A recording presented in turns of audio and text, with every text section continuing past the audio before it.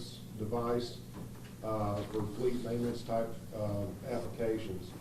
The ECM differs from what we commonly call the black box in an automobile. An automobile's black box, I need to start by explaining that, I believe. Okay. An automobile's black box that we commonly call it is called an airbag control module. That airbag control module has one sole purpose, and that is to make determinations on what's happening with the vehicle, whether it's in a crash or not. That's all it needs to know, is whether it's in a crash or not, or about to be in a crash or not, because its sole purpose is to deploy airbags, fire pretensioners for the seat belts, or things like that. Basically, things to protect the occupant. And because of that, it looks at a number of parameters, including vehicle speed, how quickly it's decelerating, whether there's impacts being felt, and it records a lot of information. When a crash occurs with an automobile that has airbags, that airbag control module, its sole purpose is to determine whether it needs to deploy airbags. As a secondary function, the airbag control module records that information, the vehicle parameters, so we can use that it'll tell us how fast the vehicle may be going, whether the occupants are wearing seat belts, what kind of steering input they may be putting into their vehicles, that sort of thing. So it tells us a lot of information that's very useful for crash reconstruction. The difference in heavy vehicle engine control modules, such as tractor trailers and buses, is that's more of a maintenance device. So it's not set up to say, am I in a crash or am I not in a crash? It records what we call sudden deceleration events, particularly on the Cummins engine modules. It records what we call sudden deceleration event, where it detects that it's slowing down rapidly. On this particular bus, we discovered 3 sudden deceleration events. And of those 3, we determined based on the mileage of the bus and the mileage that was showing on the ECM, they're all very close together, probably within the last week prior to the crash. But unfortunately, as I was determining that and comparing it to the video analysis that I did, determined that the engine control module reports, the sudden deceleration reports, did not correlate with my crash information. So the ECM data that it gave me, it showed me that there were several instances where the vehicle sped up and slowed down rapidly, but none of them were related to my crash that I investigated on the 21st. And obviously the bus came to a stop. That is correct. Why would the ECM not show there's a deceleration? There are a number of reasons. Most likely in this particular case, because the bus overturned, the engine control module is getting its speed directly from the transmission, from the rotation of the tires.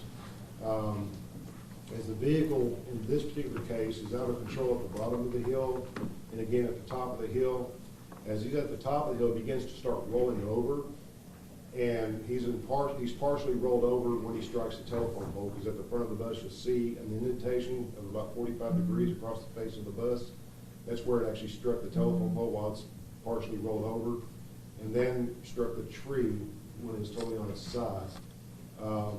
That vehicle is off, the tires are off the ground. The rear tires are still free to rotate, so as it's going over, the transmission and the drive line is not detecting a sudden deceleration. The tires are still spinning. In fact, we have witness information that the tires are still turning when they got on scene. Okay.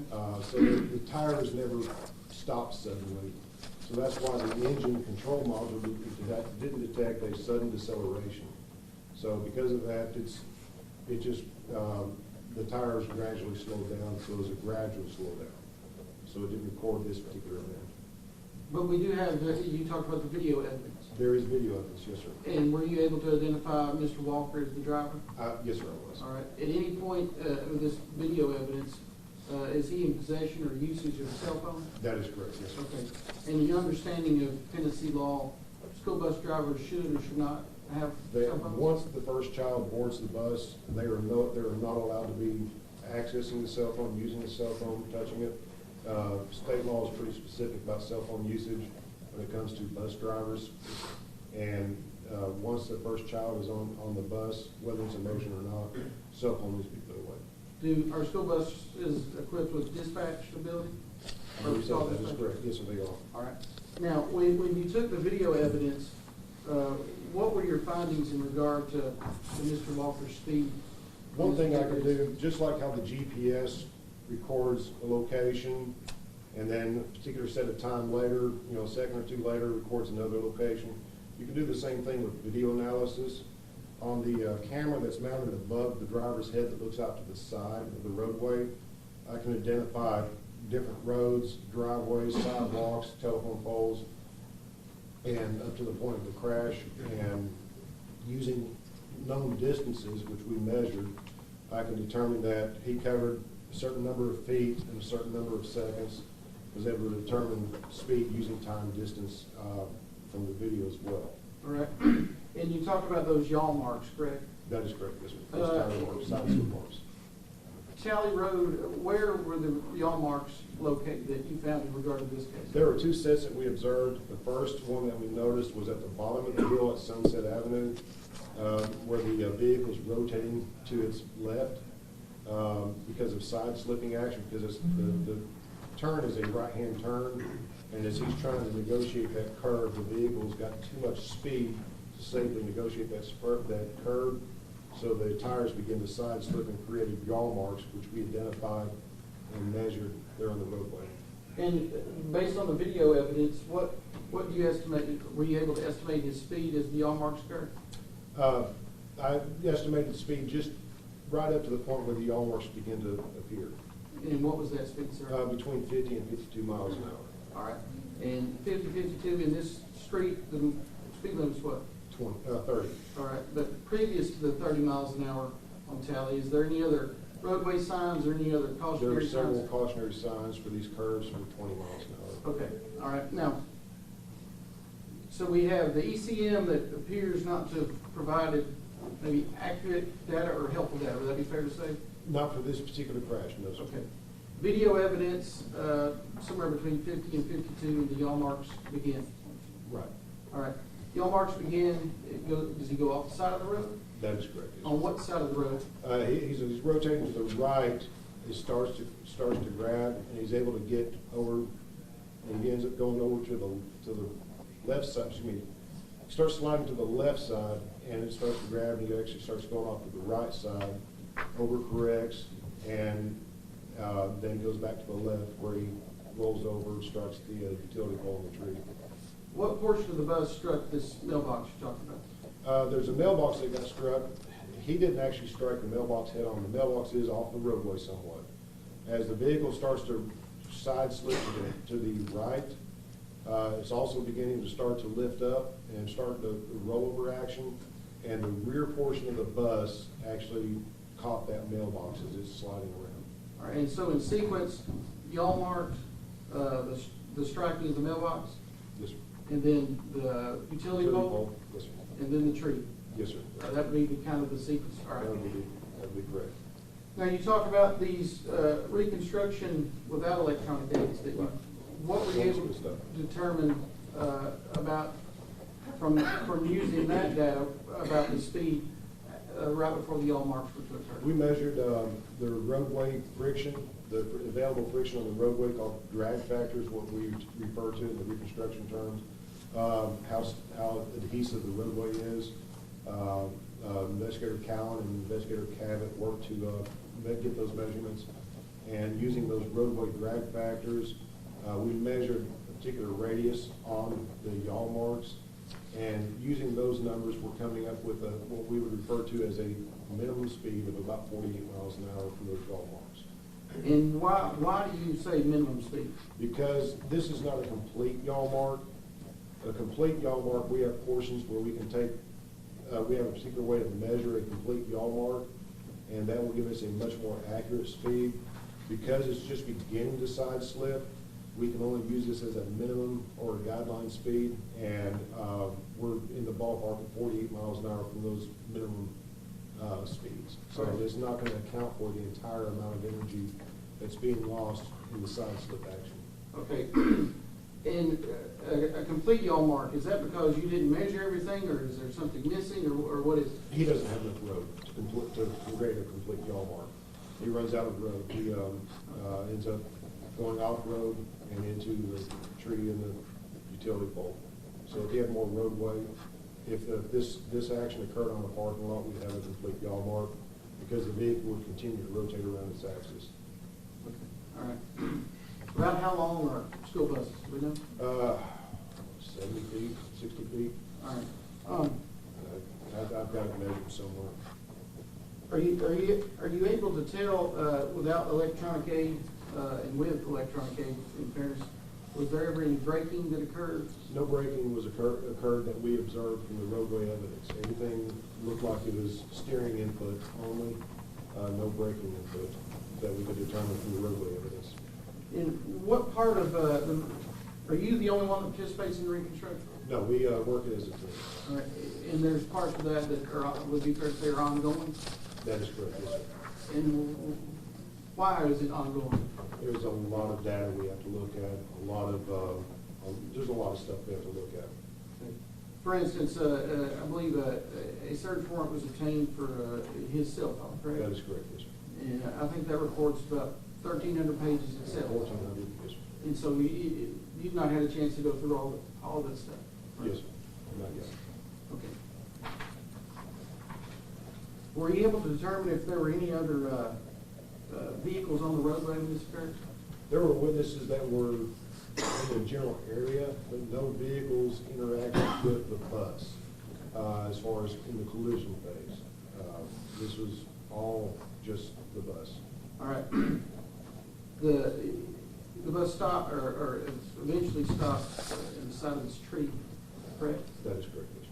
Is that in somebody's front yard or the field? That is correct. That is in the front yard of the address at 318 Tally Road. At 318 Tally Road, okay. And across the street would be the mailbox?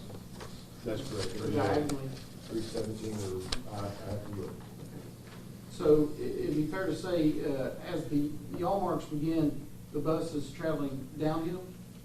Yes, sir, that's correct. All right, and then eventually travels uphill, off the road, on the road, and then finally stops? That's correct. Yes, sir.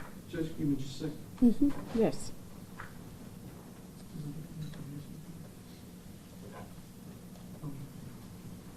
Thank you, sir. Okay. Cross-examination. Good morning, Investigator Warren.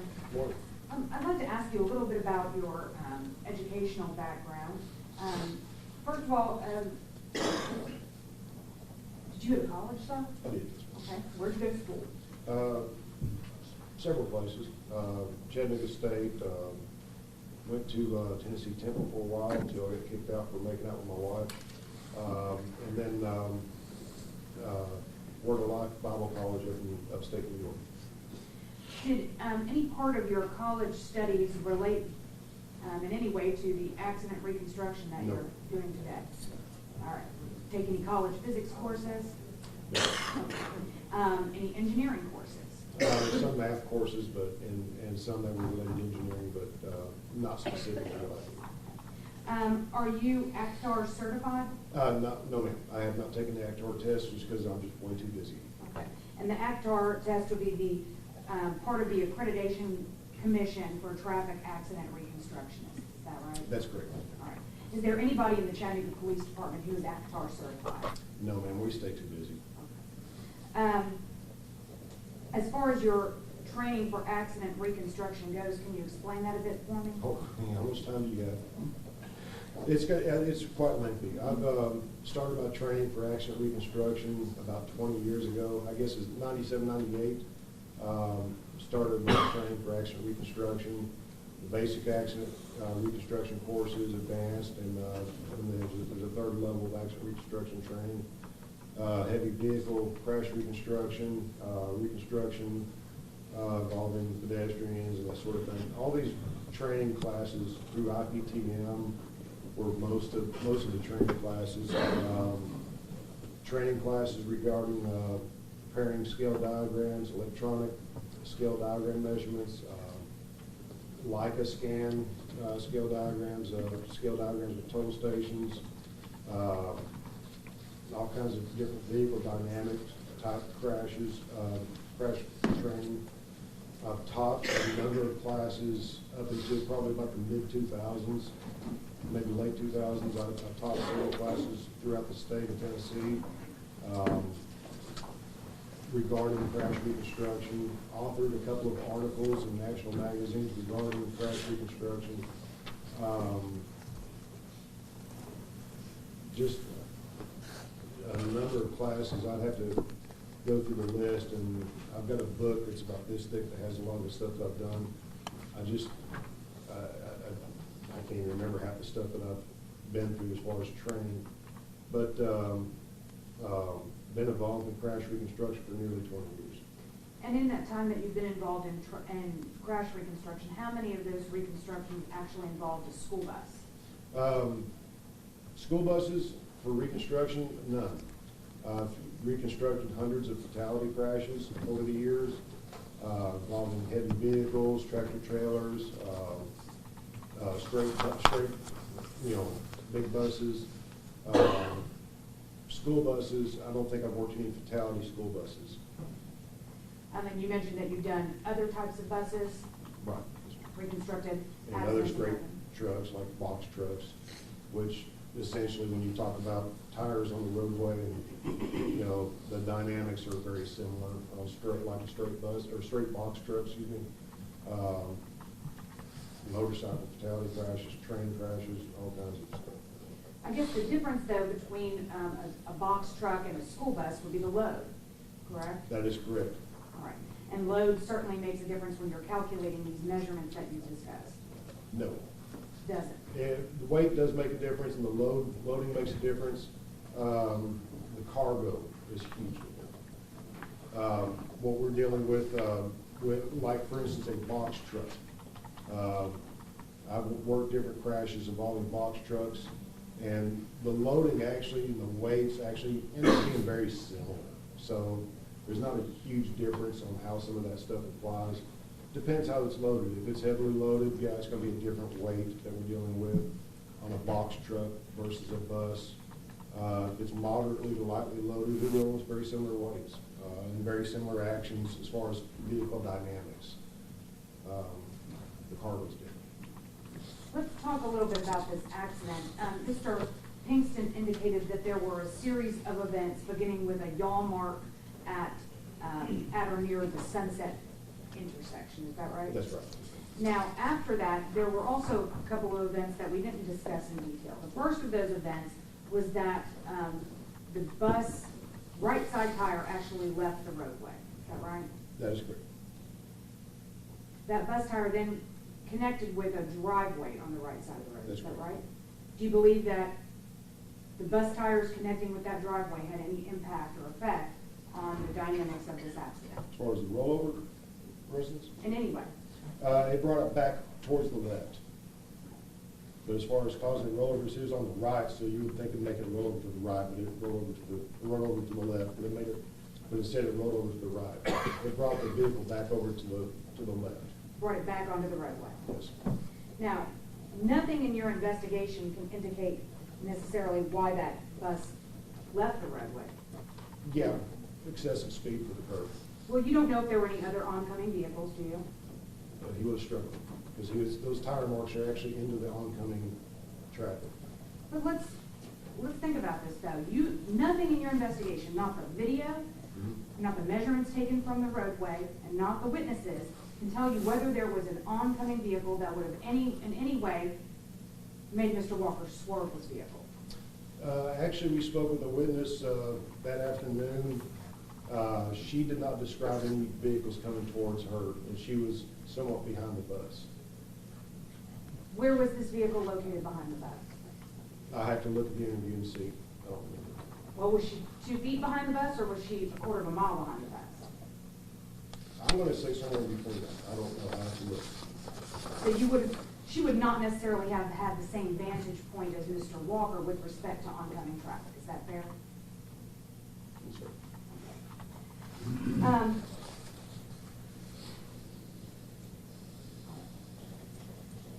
When did the actual accident reconstruction in this case begin? That afternoon. And what work was done that afternoon? While they were still, the fire department was actually still working to extricate several of the children. Myself, Investigator Cowan, Investigator Cavett actually measured on the roadway portions of the tire marks that we could see that weren't covered by firefighters and EMS, and we actually took some measurements right then because I knew, based on my training and experience, I knew I was dealing with a vehicle that was going too fast because I had a rollover for a bus that occurred on this roadway, and I know that rollover has to occur at a higher speed than the posted speed, just because of the nature of how rollovers occur. I knew I was dealing with a speeding bus. I saw the tire marks, the side slip marks. I saw how straight they were. I knew right off the bat I'm dealing with a bus that is going too fast. And so we actually conducted hand measurements prior to doing the laser scans that afternoon. Did you make the determination as to the speed that the bus was traveling that afternoon as well? Yep, or at least a ballpark. Yes, ma'am. All right. And so, And the ballpark was pretty high, so I knew at that point, I knew I was dealing with a speeding bus, which is why I charged him that way. well, let's talk about that a little bit then. At what time was Mr. Walker taken into custody? I don't know. As far as arrested or taken into custody? What time was he taken into custody? I mean, he never, he was at the bus crash site for a period of time. One of our investigators, I believe Investigator Tommy Sider, transported him to the police station to get him away from all of this stuff so we could have a chance to talk to him. And then later that afternoon, later into the evening, after myself and Cowan and Investigator Cavett conducted some of those on-scene measurements so I'd have an idea what to talk about, that's when I went back to try and interview Mr. Walker, and he declined to talk to me, and so that's when I ended up charging him. It was throughout that evening. I don't know the times, it's documented on the arrest report. Would it refresh your recollection to look at the affidavit of complaint that was filed? Yeah, that's every time I arrested. May I- Yes, you may. I think they're all the same. I believe so they if you- are. I didn't.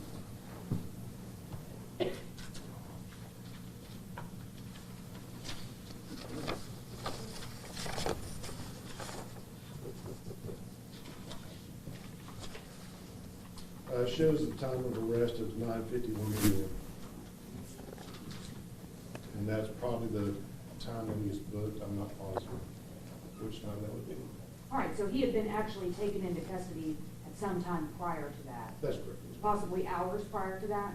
Possibly, yes, ma'am. Okay, because you wanted him off the scene. Right. Because I knew there'd be family there, and he did not need to be, I wanted to keep him separate from the families that would be there. So you had conducted, you and your team, let's say, had conducted the initial measurements within a couple of hours Yes, ma'am. of arriving on scene? Yes, ma'am. And you made an initial determination to his speed, as to the speed he was I traveling? knew I was dealing with just using ballpark numbers based on ballpark. We hadn't done the roadway drag factor measurements yet. Just using what I estimated would be an average drag factor for that roadway and using that radius. I knew right then I was dealing with at least in the upper 40s for speed, which in my mind I determined to be reckless for driving a large vehicle on that roadway. Now, this accident occurred around 3:20 or 3:30 in the afternoon, Right. is that fair? Yes, ma'am. All right. Do you believe you began your measurements or your measurement taking around that time? Or No. later? I was off that day. It was my first day off in a couple of weeks, and I was off that day, and I got notified by phone of the crash, and I got dressed and then went down there on the motorcycle, and I probably got there. I was probably on scene. I had to look at the crime scene logs maybe by the time I got called, probably about an hour after the crash occurred. Which would have been around 4:30 p.m. I'm guessing. Okay. Now, we know this accident took place on November 21 of 2016, right? Yes, ma'am. started getting dark around 5 o'clock? It's fair. Okay. 5:30, 5. So you were out there with your team taking measurements and doing this accident reconstruction as it was getting dark? It was still daylight when we took those first measurements, so, but yeah, we actually worked through the night. I didn't go home to go to sleep until Wednesday, Tuesday night. There were also multiple emergency vehicles at the scene, correct? That's correct. That would include fire and EMS. That's correct. There were police vehicles at the scene, correct? That's correct. There were also independent investigators such as NTSB personnel. that were They being didn't show up invited. until Tuesday morning. So you began this investigation as it was getting dark with multiple vehicles on the scene. We didn't actually do the scans for the vehicles on the scene. We couldn't do any of that until they left. What I did is a hand measurement with a cloth tape. There's a fire truck here, an ambulance here, and there was my tire mark that I observed, and just behind the fire truck, I was able to conduct that measurement without having to move fire personnel.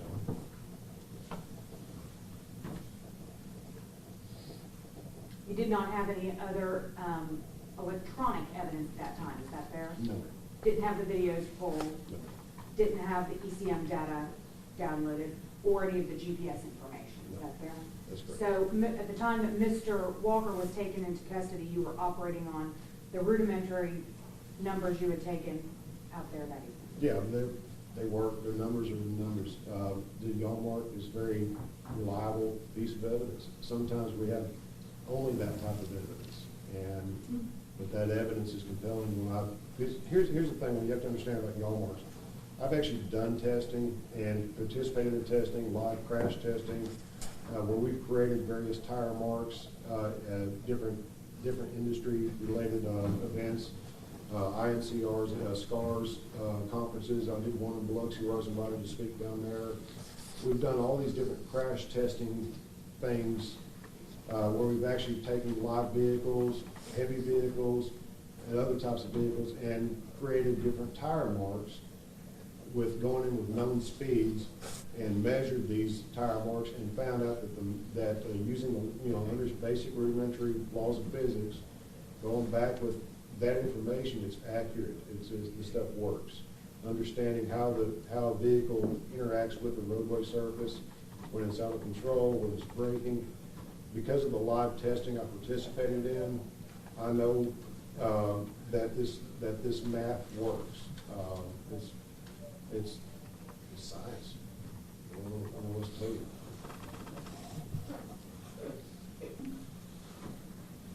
So at the time that Mr. Walker was arrested, the basis for his arrest was based on primarily that yaw mark then? Yes, great. Yes, ma'am. I knew right then that I was dealing with high speed. The yaw mark was enough? And if that's all I had going to trial, I'd still be comfortable with it. Now, in this case, we spoke briefly about the ECM, Right. correct?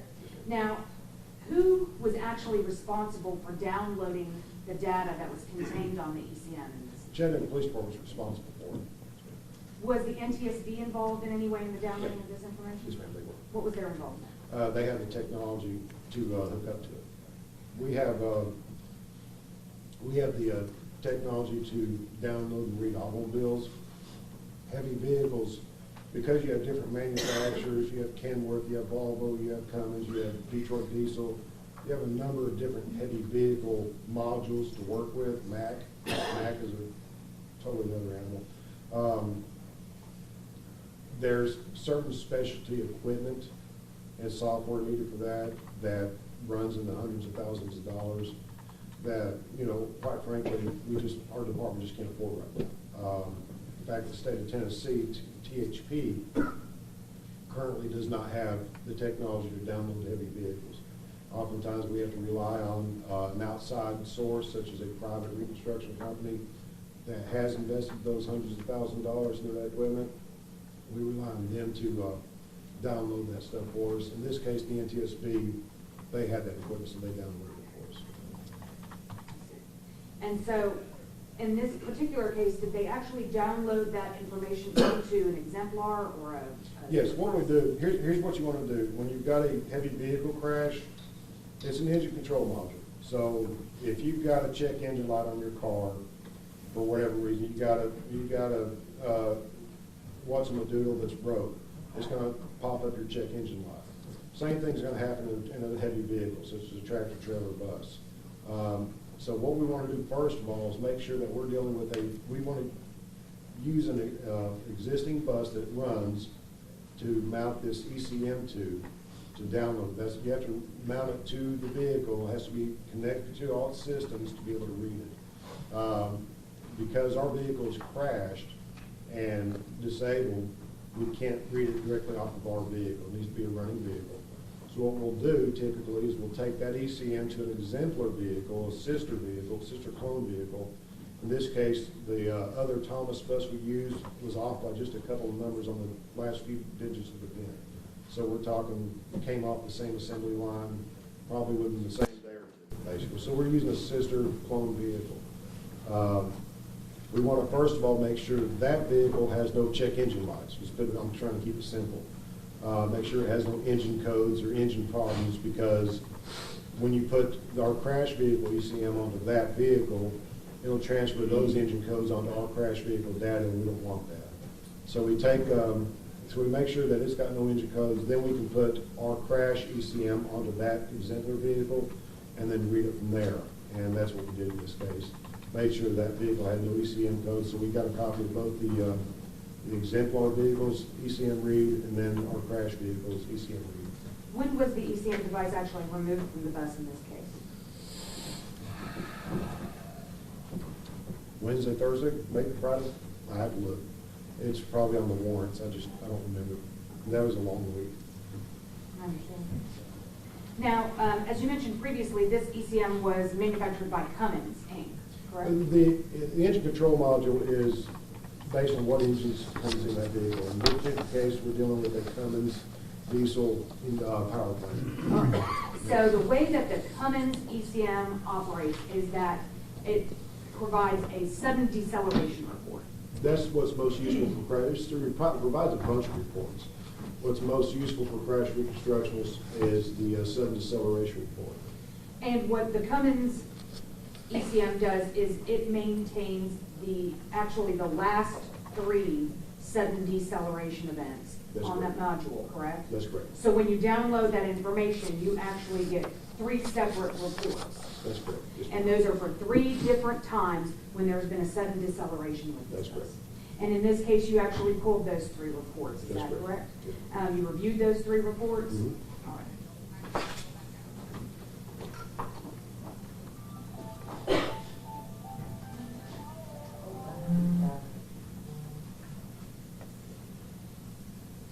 Now, with the Cummins ECM, it doesn't actually have like a date or a timestamp on it, does it? No, ma'am.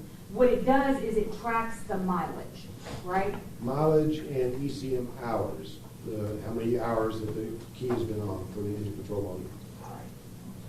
And so, in this particular case, presumably, you would want to look at the last deceleration event that occurred mileage-wise and time-wise, correct? Yeah, that would be the correct way to go. That would be the typical way to go. Let's just put it that way. All right. May I approach, Your Honor? You may. All right, Investigator Warren, I'm going to stand up here with you. Yes, ma'am. All right, so these are, do you recognize these as the 3 deceleration reports that I do, yes, came ma'am. off of this ECM? Mhm. All right, so when we look here at vehicle sudden deceleration report record number 1, the occurrence distance or the mileage there, 58,130.1. That's correct. Yes, ma'am. When we look at report number 2, set mileage 58,130.6. That's correct. Right. Correct with that. And then vehicle report 3 actually occurred before these, and that was at 58,118. Okay. So out of the 3 of these reports, vehicle sudden deceleration report record number 2 was the last one in time. That's correct. All right. Now let's focus on that one, please. All right. This vehicle sudden deceleration report, what these reports actually do is they capture a 0 mark as the sudden deceleration event, right? Yes, ma'am. And so looking at that sudden deceleration event, it goes back in time for 1 minute, right? Yes, ma'am. 60 seconds and 15 seconds post. 15 seconds post. So what it gives you is how fast they were going the minute before, and then where it was 15 seconds after that sudden braking event, right? Right. Okay. When we look here at the sudden deceleration record number 2,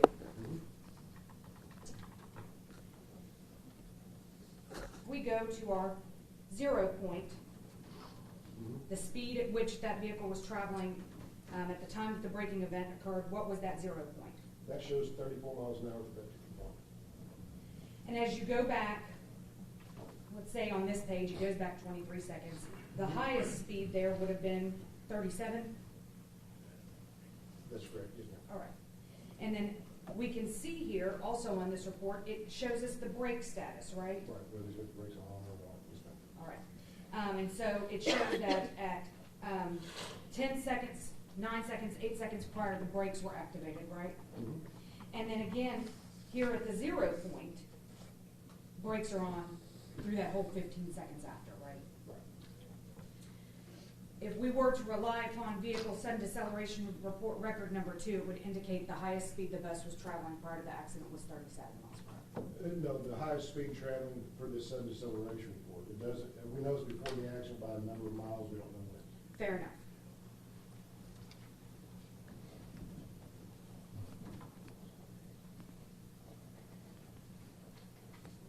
That number that's contained on that deceleration report is not consistent with your measurements and the yaw marks.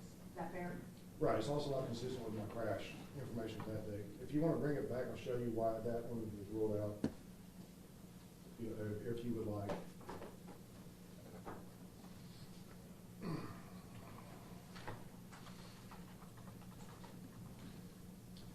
The top of the page, it records various parameters, because it's all about engine control, how to control the engine. One thing that's important for a diesel or gas operated engine, a combustion engine, is air temperature, because it knows, you know how much fuel you put into the system. Top of the page, you'll see air temperature, outside air temperature at occurrence is 62 degrees. The highest the temperature got the day of the crash was 56. So I don't believe that this is going to relate to my crash just off of that alone. But also, knowing the video, when I line up the video with an ECM report, I can see my video, my ECM events just don't occur at the same time. Well, let's talk about the video then for a minute. And Your Honor, I guess I would make this exhibit number 4. Okay, yes. Thank you. All right, let's talk about the video. You mentioned that there were 3 different camera views on this particular bus, correct? One of the views is at the back of the bus, like if you were standing at the back door looking forward. That's correct. Similarly, there is a camera at the front of the bus that would be as if you were standing at the front of the bus looking at the back door. That's correct. Yes, ma'am. And the third camera view is mounted over almost over the driver's shoulder. That's correct. Yes, That ma'am. looks at the door where the children enter onto the vehicle. That's correct. All right. Now, it's your testimony that utilizing these 3 camera views, you were able to see portions of the roadway? Now, utilizing the camera, the last one you just described, it's over his shoulder or over his head, looking out to the side, I used that because I was able to identify portions of the roadway and use that for a video analysis. Yes, ma'am. And I've seen this video as well. It was a sunny day on November 21st, wasn't it? Sunny? Yes, ma'am.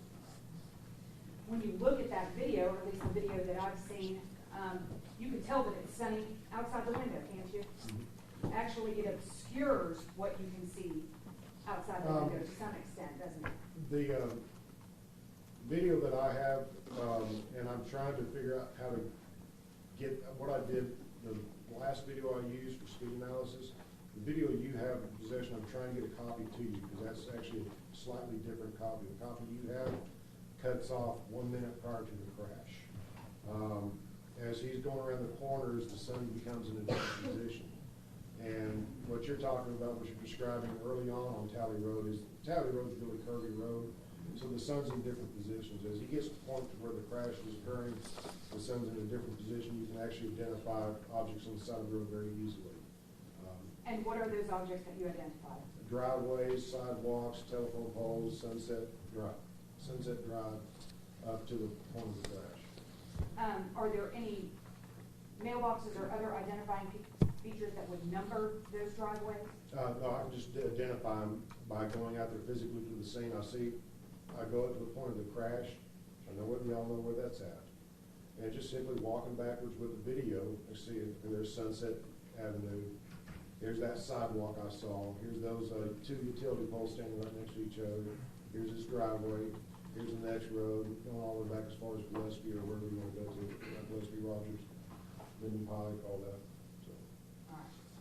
So you're relying on basically your hand measurements in comparison? No, with actually, video? these are measurements from the scanner. We scanned all the way to the top of the hill beyond Sunset Boulevard. We scanned all the way to the top of the hill on trying to remember the name of that road at the top of the hill. It's not Midland Pike, it's another road prior to that, Howard or something like that. I have to look up. I used to patrol that district, I should know, but I can't remember. Is it Rogers? I don't think it's Rogers. I have to look.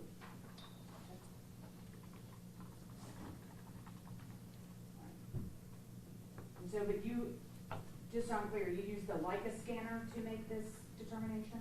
A combination of both. The Leica scanner, we did the roller tape with a roller wheel just to get some ballpark numbers, and the Leica scanner provides us our more accurate numbers. Now, you spoke earlier about Mr. Walker being in possession of a cell phone. That's correct, yes, ma'am. You can see that clearly on the video. All right. On which video? The one over his shoulder. You can see him holding it up, see a text message screen, kids are on the bus, he's turning around talking about kids. Cell phone's still up, there's a different screen this time. One's a text message screen, one's another screen, I wasn't sure what it was. I'm not young at tips, so I'm not, could have been Instagram or something like that, I don't know. Well, but let's talk about when this happened in time. So the video actually shows all three views, the children getting on the bus at the school, is that right? That's correct. And the children loaded onto the bus and they started taking their seats, correct? Right. And the bus started to depart from the school, and then a child went to the front of the bus, is that right? And it appeared that that child asked Mr. Walker to get off the bus. I don't know what he said. I didn't really review that end of the video myself. I was more interested in towards the end of it for the reconstruction purpose. So I've seen it, but I don't remember why. Well, you recall that a child got off the bus at some point, correct? It was during this time when that child was off the bus that Mr. Walker was looking at a phone. Is that right? It's very possible. Okay, bus wasn't moving, was it? Bus There's was, children on board. Yes, ma'am. right, the bus was stationary, the bus was in park, correct? Is that a yes? Yes, ma'am. Child had gotten off the bus, and it appears the child was off the bus for approximately 2 minutes. Is that correct? I'll take your word for it. I didn't review that end of it. Then the child gets back on the bus, doesn't he? Okay. Okay. At that point, you can see from the video that Mr. Walker stops using the phone, correct? Or it comes out of view, because it just shows the very top of his head. The only reason I can see the phone is because he's holding it up. And then you see phone go down like this, Mr. You Walker's see it logging. come below the view of the camera. All right. And at that point, the vehicle is engaged and begins to drive out of the parking lot of Woodmore Elementary School, correct? Sounds right. Since you had an opportunity to view the end of the video, you also got to see the aftermath of the accident, correct? Do you agree with me that Mr. Walker got out through the front windshield of the bus? Yes, ma'am. He was assisting children He assisted at least 2 children that I saw to get off the bus, didn't he? Yes, sir. After he, yeah, what I observed, and I don't know how much counsel in the court wants to go into on detail on the video. The videos, I'll preface everything with this. The video is very disturbing, okay? And I don't want to describe a whole lot.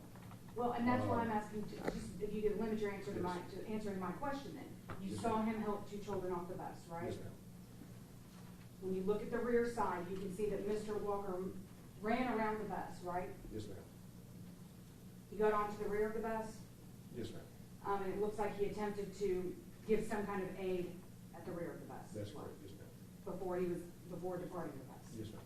And it was at that point then that emergency crews had arrived and began to get on the bus. That's correct. Yes, ma'am. All right.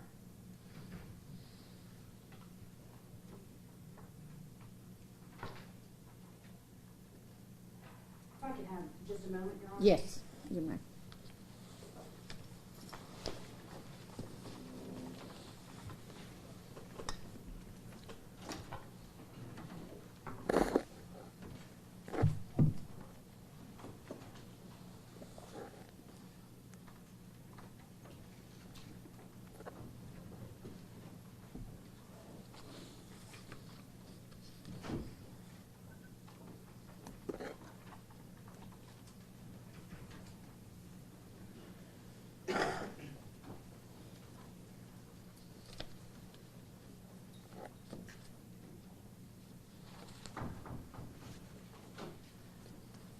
Briefly, Investigator Warren, is it possible at all that the yaw mark that's left in that roadway was related to the bump of the driveway?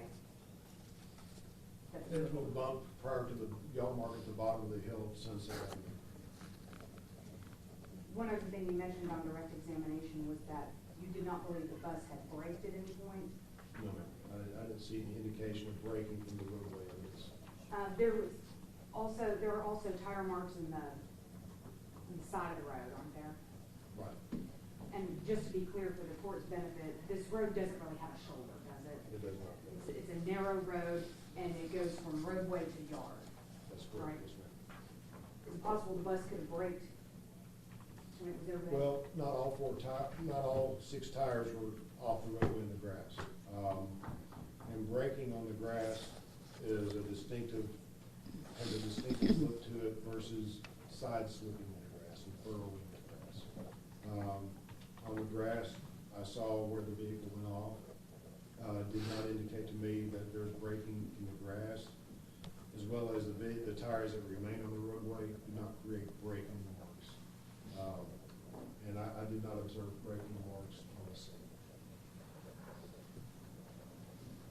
Nothing further this time around. Any redirect? Okay, thank you. Thank you, Your Honor. You may That's step a down. state's case for probable cause. Okay. Ms. Dunn, do you have any proof at this point in time? No, this time, Your Honor, thank you. Okay. Dismissed, Your Honor. Yes, you may step down, and I don't know where the DA wants you to sit, or you may have a seat in the courtroom or be excused.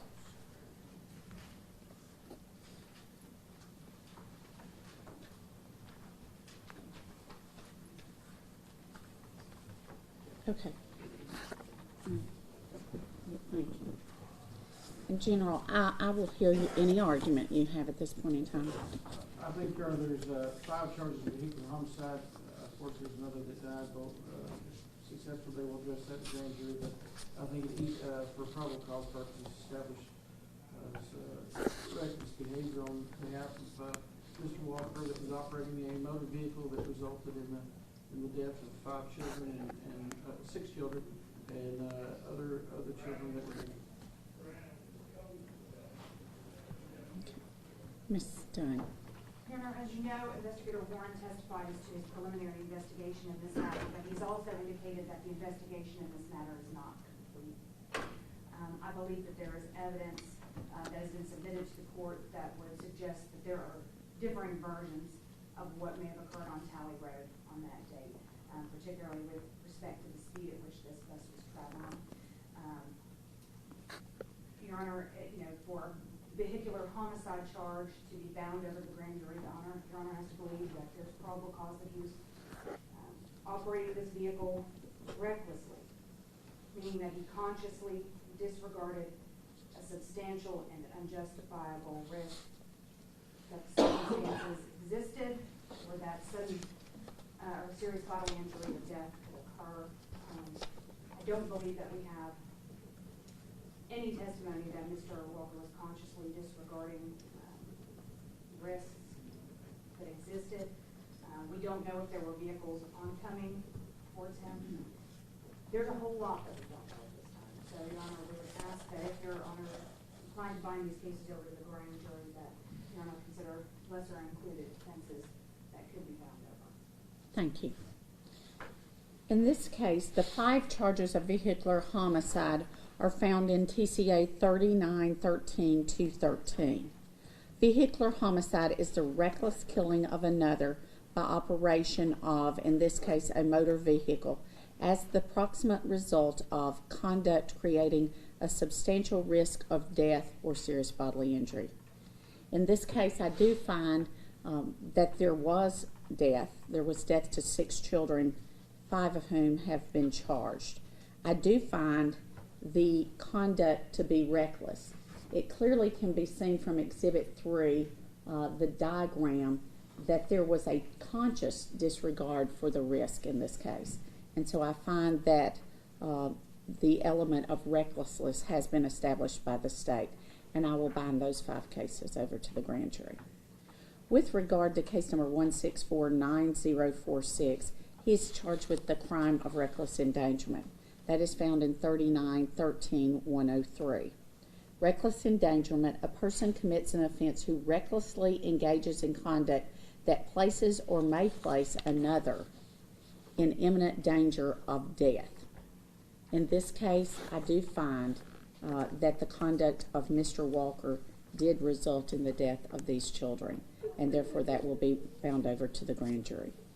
In case number 1649047, he is charged with the crime of reckless driving. That is found in TCA 5510-205. In that case, it requires that any person who drives any vehicle in willful or wanton disregard for the safety of persons or property commits reckless driving. Certainly, driving in a speed of excess of 30 miles per hour. In this case, the officer testified to at least 48 miles per hour, I think was his testimony as written. And in some situations, I think he recorded it may be 52 miles per hour. Between 50 and 52 miles an hour is clearly way over the speed limit of 30 miles per hour. And so I do find probable cause to believe that he has committed the offense of reckless driving, and that will also be bound over to the grand jury. Now, once a case is bound over, Mr. Walker, I must determine if the bond set was appropriate. Is there any argument at this point in time that needs to be made regarding the bond, or is it adequate as set? None from the state at this time. Okay, and Ms. Dunn, do you have any argument at this point in time? We would simply ask that the bond remain the same, Your Honor. Okay. These cases will be bound over to the grand jury on the bond previously set.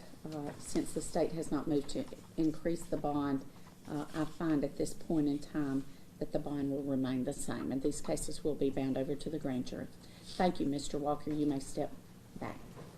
I'll say that may be excused after that. Yes, and I will need somebody to stop the recording.